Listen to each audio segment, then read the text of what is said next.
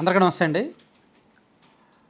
వైఎస్ఆర్ కాంగ్రెస్ పార్టీకి ఆ పార్టీ అధికారంలో ఉన్నప్పుడు గత 5 ఏళ్ళు కొరకరాని కొయ్యగా మారిన నియోజకవర్గాలు కొన్ని ఉన్నాయి. బాపట్ల జిల్లాలో పర్టికులర్గా అద్దంకి, పర్చూరు లాంటి నియోజకవర్గాల మీద జగన్మోహన్ రెడ్డి గారి స్థాయిలోనే అప్పట్లో ఫోకస్ పెట్టారు. ఖచ్చితంగా గెలవాలని. కానీ గెలవలేకపోయారు. సో ఈవెన్ ఇప్పటికీ కూడా ఆ నియోజకవర్గాల్లో వాళ్ళకి రాజకీయంగా నాయకత్వ సమస్య ఎదురవుతోంది.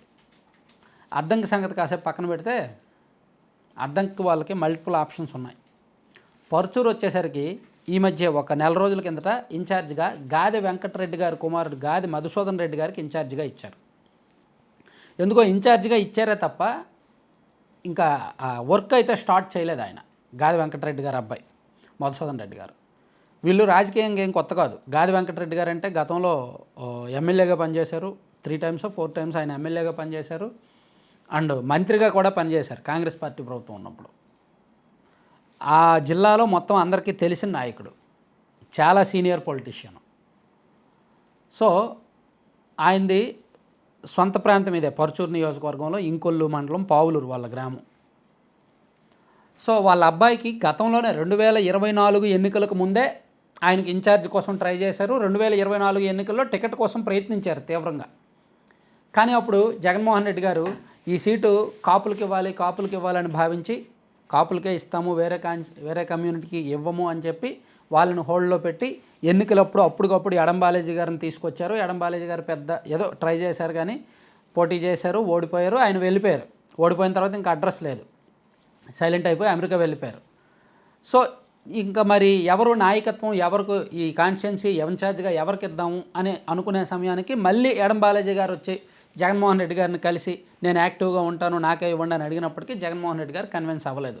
లేదు నీకు ఇవ్వను అని చెప్పి అప్పుడు గాదే మధుసూదన్ రెడ్డి గారిని తీసుకొచ్చి ఇన్ఛార్జ్గా అనౌన్స్ చేశారు. మరి ఎందుకో ఇన్ఛార్జ్గా అనౌన్స్ చేసినప్పటికీ ప్రస్తుతానికి ఇంకా యాక్టివ్ అవ్వలేదు, యాక్టివ్ పాలిటిక్స్ స్టార్ట్ చేయలేదు. ఈ కాన్స్టిట్యున్సీలో తెలుగుదేశం పార్టీ చాలా యాక్టివ్గా ఉంది. అక్కడ ఎమ్మెల్యేగా సాంబశివరావు గారు 3 సార్లు గెలిచి కొంచెం చురుగ్గానే తిరుగుతున్నారు.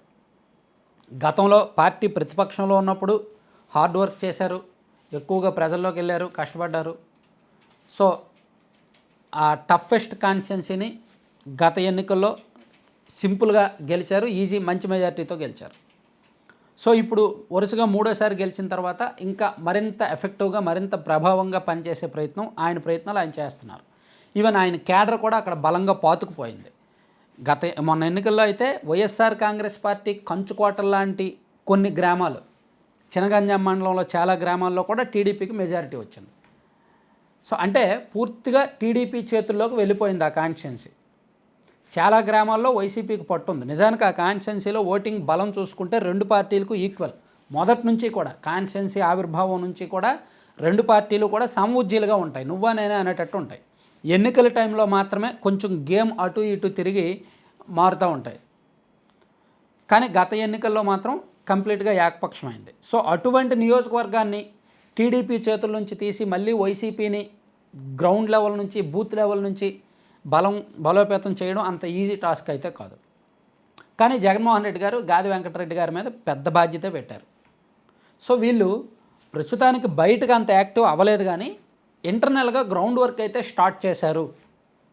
ముఖ్యంగా వైసీపీకి బలంగా ఉన్న కొన్ని బూత్లని, కొన్ని గ్రామాలని ఐడెంటిఫై చేసి ఆ గ్రామాల్లో ఉన్న నాయకత్వాలని ఒక్కొక్కరిని నెమ్మదిగా పిలిపించుకొని మాట్లాడుతున్నారని. సో ప్రస్తుతానికి కూటమి ప్రభుత్వం వచ్చి 7 నెలలే అయింది కాబట్టి ఇప్పుడే గ్రౌండ్ వర్క్ స్టార్ట్ చేసినా నియోజకవర్గంలో అడుగుపెట్టినా క్యాడర్ ఇబ్బంది పడతారు. ప్లస్ అలాగే చాలామంది క్యాడర్ కూడా టీడీపీతో కలిసిపోయారు కాబట్టి ఇప్పుడప్పుడే కరెక్ట్ కాదు, ఒక సంవత్సరంన్నర తర్వాత గ్రౌండ్లోకి వెళ్ళొచ్చు అనే ఉద్దేశంలో ఉన్నారంట. కానీ పార్టీ అభిప్రాయం మరోలా ఉంది. మీకు ఇన్ఛార్జ్ ఇచ్చాము, మీరు ఇంకా వర్క్ స్టార్ట్ చేయట్లేదు, పార్టీ పిలుపునిచ్చిన యాక్టివిటీస్ కూడా మీరు సరిగ్గా చేయట్లేదు అని చెప్పి పార్టీ పెద్దల నుంచి ప్రెజర్ ఉంది.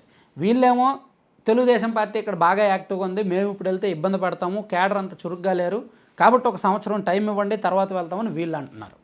సో అట్లా ఈ కాన్స్టిట్యున్సీ నాయకత్వం విషయంలో కొంచెం పార్టీ పెద్దలు ఒకలా ఉంటున్నారు, ఇక్కడైతే ఒకలా ఉంది. సో దీన్ని ఎలా హ్యాండిల్ చేస్తారనేది కొంచెం కీలకంగా మారింది. చూద్దాం ఏం జరుగుద్ది అనేది.